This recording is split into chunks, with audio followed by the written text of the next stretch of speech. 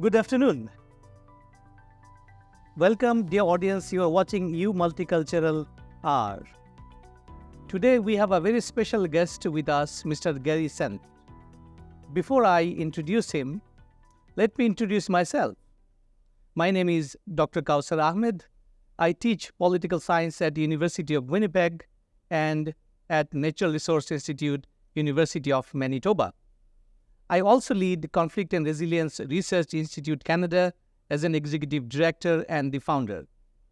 We at CREEC believe that conflict resolution and transformation are important in order to build peace, intergroup, and interpersonal level. With this little bit of intro, it is my privilege to welcome Mr. Gary Senft to the studio. How are you doing, sir? Very good. Thank you, Kausar. Nice to see you today. Thank you once again, and we deeply appreciate your time today. I know you have a very busy schedule. Dear audience, it is with the pleasure, let me read his brief bio. And I have chosen intentionally to read a very brief summary because Mr. Gary Senft has an illustrious career in the past. Gary practiced law in the financial service sector in Winnipeg after receiving his arts and law degrees from University of Manitoba in 1977. He began his legal career with Investors Group Incorporated and joined the Great West Life Assurance Company, which is also known nowadays as Canada Life, in 1991, and he retired in 2018. Over his career, Gary supported many lines of businesses. He also maintained a keen interest in legislative and regulatory developments and served as Vice President and Associate General Counsel, Public Policy and Regulatory Affairs with Great West Life.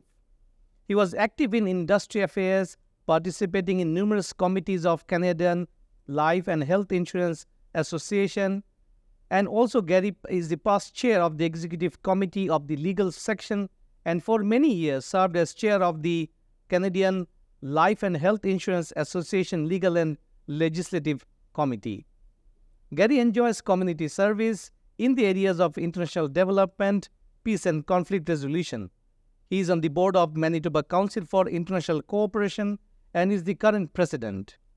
He is a co-chair of a movement he helped co-found 12 years ago as Peace Days. Peace Days was inspired and facilitated by Rotarians and friends and has evolved into Rotary Winnipeg Peace Builder Committee. Gary is also the chairman of the board of Manitoba Film and Music. Gary's interests include enjoying music and playing polo.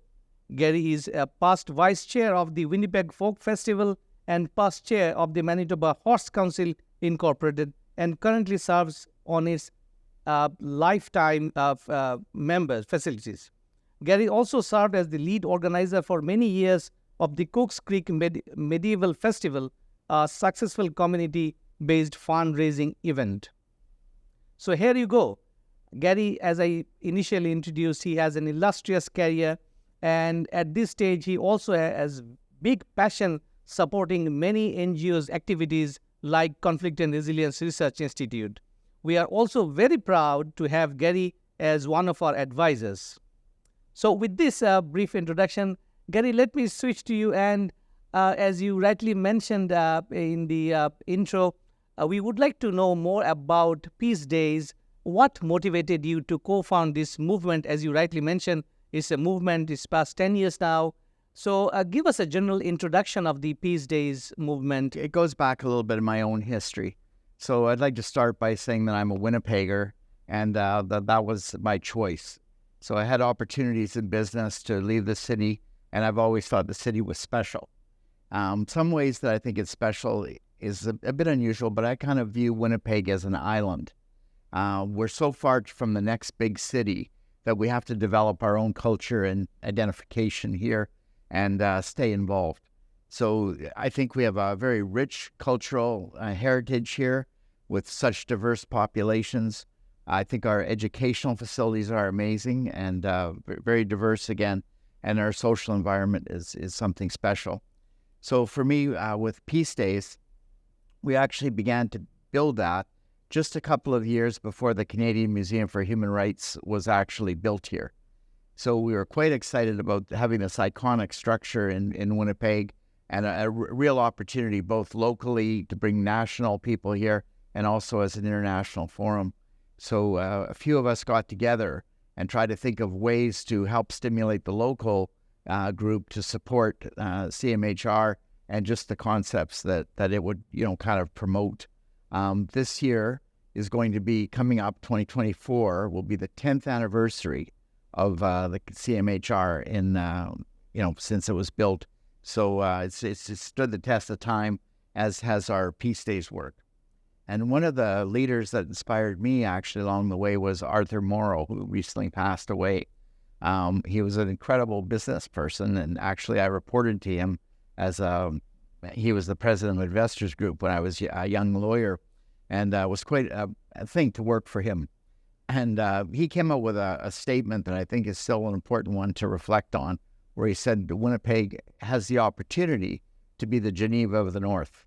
And it was such an interesting concept to think that, locally here, we might be able to do something special.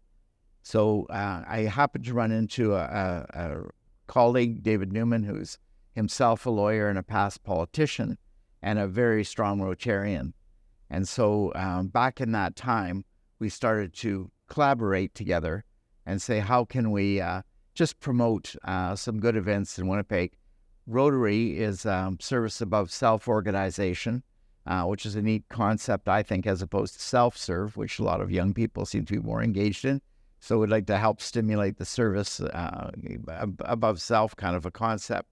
And Rotary presented that opportunity. So working with David and then some other people, we started to build a bit of a network and work with other organizations in our city. So that's sort of the quick background of how did we do it. And it's still going on today. And we appreciate very much Rotary, but it's also Friends of Rotary. So you don't have to be a Rotarian to get involved with this movement, but Rotary does wonderful work all over the world. Thank you, Gary. It is wonderful to note the contribution of late Mr. Morrow. And I think it is relevant to mention here for our audience that I am a graduate of Arthur V. Morrow Institute for Peace and Justice based in the University of Manitoba. And I think Mr. Morrow contributed immensely in the development of intellectual activities of Winnipeg as a city and Manitoba as a province. Our deep regards to his contribution. I'm coming back to one of the comments that you just discussed, the foundation of Canadian Museum for Human Rights and Peace Days movement that you co-founded with Rotarian David Newman. So what do you think the similarities are in both these initiatives? Do you think it is in synchronization? And how do you see the future of both these things going together? I think human rights is a fundamental, part of what we should be striving for. But peace is actually a bigger word. It can have more connotations to it, involving culture and education and other features that may create a peaceful environment. So I think words like peace, compassion, human rights, they can all work together. And so in that regard, our Peace Days hopes to work more maybe with education and creating community. And but having said that, a Human Rights Museum, again, celebrates equality, diversity, inclusion. And so, again, there's quite a crossover between those. There was a movement called the Human Rights Cities Movement, and we actually looked at that as being, what might that do for Winnipeg? And there's still discussions around that. Back in the early days, we looked at something called the Charter for Compassion, and we thought that's another organization that still may be relevant to try to help bring that broader spectrum of work into our city. So, maybe that's a little background on that, Kauser. Thank you once again. Dear audience, you are watching You Multicultural Hour. At this point, Gary, I'm also curious to know if you tell for our audience a little bit about the events that Peace Days organize each year. And for your reference, the audience, I'm involved with Peace Days since 2010. as I arrived as a student to undertake my PhD program, and I'm very much familiar with the organization itself, as Gary mentioned. But for the audience sake, can you let us know what are the activities that typically you have organized over the past 10 years? Yeah. So it's called a festival. So it's the Peace Days Festival, and it usually starts around September 10th, often goes to September 21st or a little bit beyond that. Two of the critical dates in that period were the International Day of Democracy on September 15th and the International Day of Peace on September 21st. So we kind of used those a little bit as close bookends, and then went out to the community and tried to facilitate and inspire different organizations to bring forward venues and activities that they thought would be relevant for their communities. So those have changed over the years and gone up and down, and have often ranged from 10 events to 20 events during a particular period of time. It's often got the city of Winnipeg behind it a little bit with a flag raising that starts the process. We often host, and we're pleased to host again, a Peace Days walk that involves schools. So this year we now have over 860 students coming to this year's Peace Days walk, which will be on September 15th for the schools that are participating. And that'll involve basically meeting at the Forks, a tour around of the Canadian Museum for Human Rights, and then some entertainment, and very diverse schools that are coming forward, and great teachers who are inspiring these youth, and really turns out to be a very positive kind of experience. But then from year to year, the actual underlying events will vary with different venues. So community leader in the Hindu community, Manju Lodha, often hosts an event at the Hindu temple, where this year doing what we call the Forgiveness Project, which is actually based out of the UK, but is also active in North America. And Louisa Hext will be coming up from Minneapolis, and on September 18, 19, and 20 at St. Boniface Cathedral, we'll be hosting an exhibit of some of the works around the Forgiveness Project. So there's quite a host of different events. And again, the CCIR, CRRCIC, CRIC, also hosts, quite a few events for us and webinars that maybe we can talk about a little further if we have a moment. Thank you, Gary. The audience, it is also encouraging to note that during the Peace Days, a lot of activities and events take place in our city. And my next question to you, Gary, would be focusing on youth, because I'm aware UNESCO school participation in these events. And of course, you briefly mentioned about schools participating in the Peace Walk, which goes to City Council and then ends up in Museum for Human Rights. So for our audience, can you give us more details about the impact of Peace Days on the younger generation, younger people in our city? Yeah, so, we think youth is, of course, extremely important. So there have been different events over the years that have brought youth together. One that we've done for a few years with UNESCO was called Picture Peace. So it actually involved going out to students, asking them to just take a photograph of anything that they thought captured the concept of peace. So it might be a young boy walking with a dog. It could be a couple walking in a sunset. We didn't put any boundaries on what it would be. And UNESCO participated and supported, a little sharing. So if a student won with a particular photo, they would get a small amount of money, which they could then donate to a particular cause. So it didn't go to them directly. It went to a cause that they celebrated. So, that's one example of a youth event. But we also, Kauser, have something which we call Peace 365. And that means that you can do good events, throughout the year. And so there's organizations that we, work with in different ways that are very youth-orientated. And one of those involves high schools, and it's called an Ethics Bowl, ethics competition.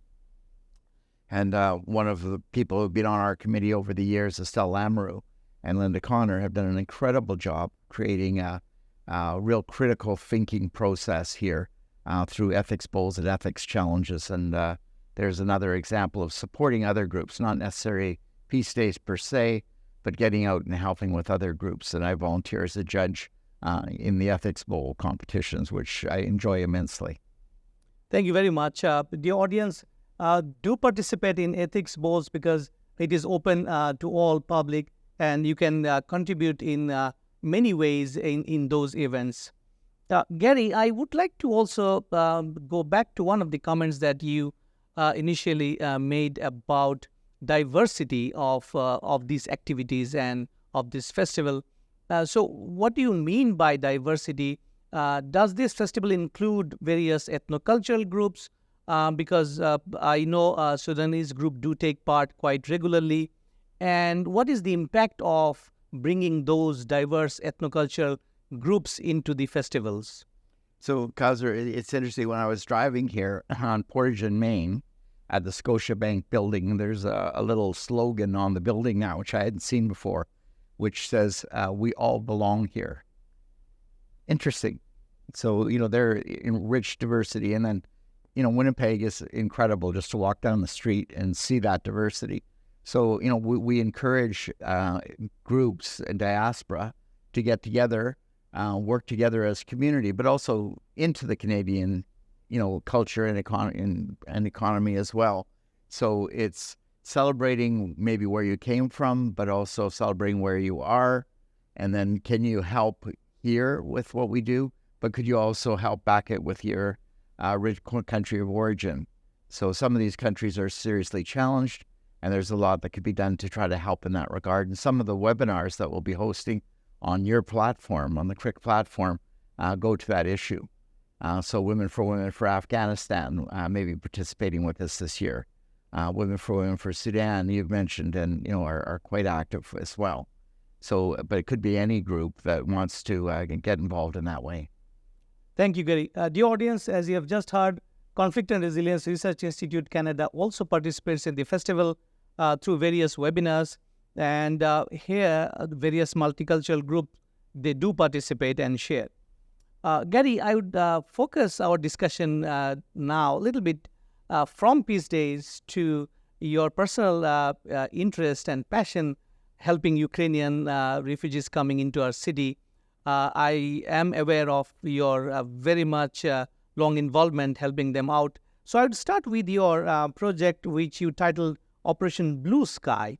And for our audience, if you kindly elaborate, how did you come about the idea and how it went, and what is the latest condition of this project? Yeah, so we started that project, soon after the, more recent incursion of a few years ago took place.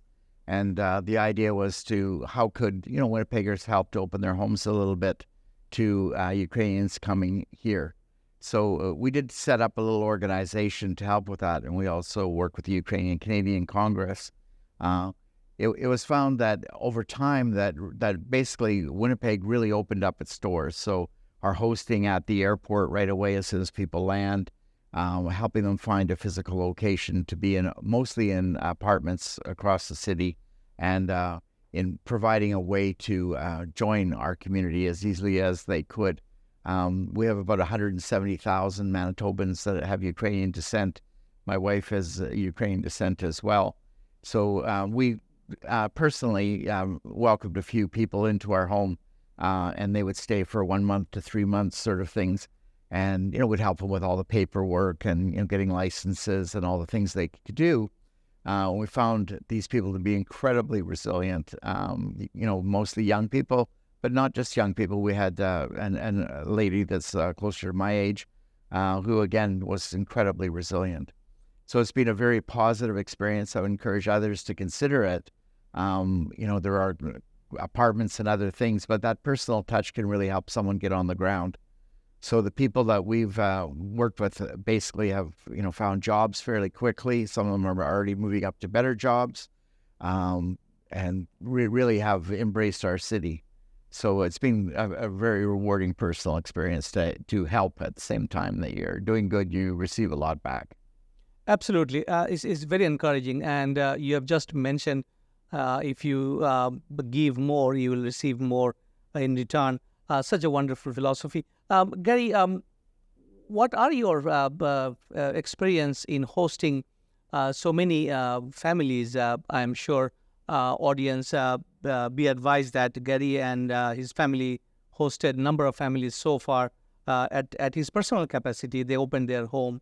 So based on this context, what are your experience welcoming them and their transition and their accommodation in the city and the way they adapt to the environment of city? What are your thoughts you can share with us Yeah, today? so Kausar, I found them to be incredibly resilient, on the whole, and it's a very traumatic experience to firstly have, the what I call outrageous things that are happening there, and then to have to come to another country.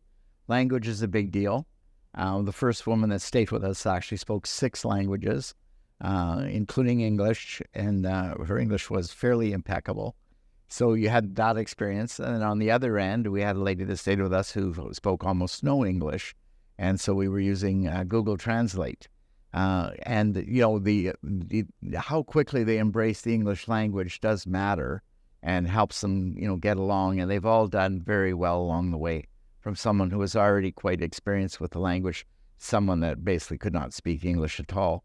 My experience has been that they're trying. And if you just be friendly and cooperate back and try Google Translate, you'll get by very nicely. And similarly, with jobs, as soon as they hit the ground, the question was, how could they get a job? So, we've been around a little bit, so we're able to help here and there. And I'm pleased to say that they've all gotten jobs and done remarkably, well, given what they had to work with. And some of them, one young lady is actually a lawyer in Ukraine. So she got a job in manufacturing here with a great company. It took her a while to learn enough English. She's now engaged by a law firm in more of a administrative, legal, paralegal capacity. And that's pretty incredible in a short period of time. Thank you, Gary. And it is also incredible. I would use the same word like as you did, the resiliency of Ukrainians landing here from a war zone. And thank you on behalf of all of us for hosting Ukrainians. So, Gary, we'll switch a little bit here once again. And I would like to ask you at a personal capacity, what you would like to see as an advisor to Conflict and Resilience Research Institute, your vision with the organization, because we, of course, are very much grateful for your support over this past couple of years since you joined. So where do you want to see CREEC moving forward in the future? CREEC is an amazing little organization with, passionate people involved in it. And I think it performs a really important role. So it brings an academic perspective to troubled areas. It helps identify some common threads between conflicts. What is the nature of a genocide? Such awful words. What is the commonality between those things? What could be done to capture that at an early date? How do you share that kind of thought and thinking? And, you've done quite a bit of work there directly, and, your work shows through. And, I think they're difficult subject matters, hard to talk about, but it's good to engage people with them. And so I really appreciate what is being done.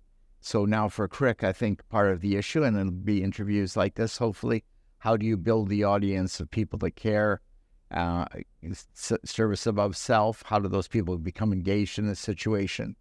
How do people who come from difficult places, which is most Canadians over time, have come here fleeing something, persecution of some form. Some are seeking just better economic life, but many have been in areas of, pretty difficult circumstance. How can they give back and just, create a little bit of a better place? Thank you, Gary.